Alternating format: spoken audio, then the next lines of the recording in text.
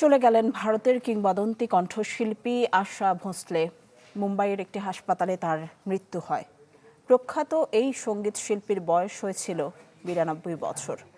শোকের ছায়া নেমে এসেছে ভারত, বাংলাদেশ সহ উপমহাদেশের সঙ্গীত অঙ্গনে।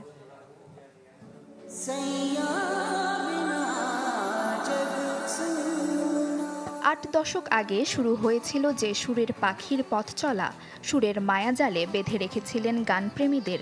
আজ তিনি পাড়ি জমালেন ওপারে, ছিন্ন করে সকল বন্ধন। ভারতীয় কিংবদন্তি সঙ্গীত শিল্পী যার মৃত্যুর খবরে আজ শোকাহত গোটা উপমহাদেশ।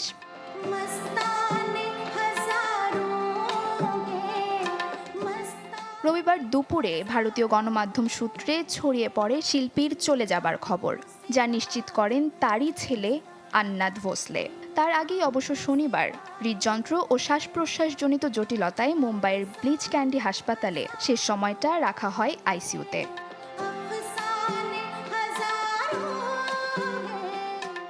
১৯৩৩ সালে জন্ম নেয়া আশা ভোঁসলে মাত্র ৯ বছর বয়সে সঙ্গীতের আঙিনায় পা রাখেন। বড় বোন লতা মঙ্গেশকরের বিশাল ছায়ার পাশে থেকেও নিজের অসামান্য প্রতিভা আর কণ্ঠের জাদুতে তিনি গড়ে তুলেছিলেন এক স্বতন্ত্র পরিচয়।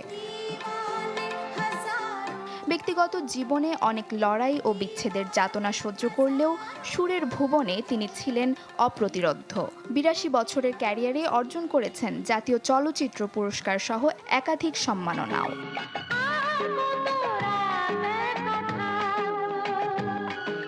বিরানব্বই বছরে জীবনের যবনিকা টানা এই শিল্পীর শেষকৃত্য সম্পন্ন হবে সোমবার বিকেলে শিবাজি পার্কে, জানানো হয় পরিবারের পক্ষ থেকে।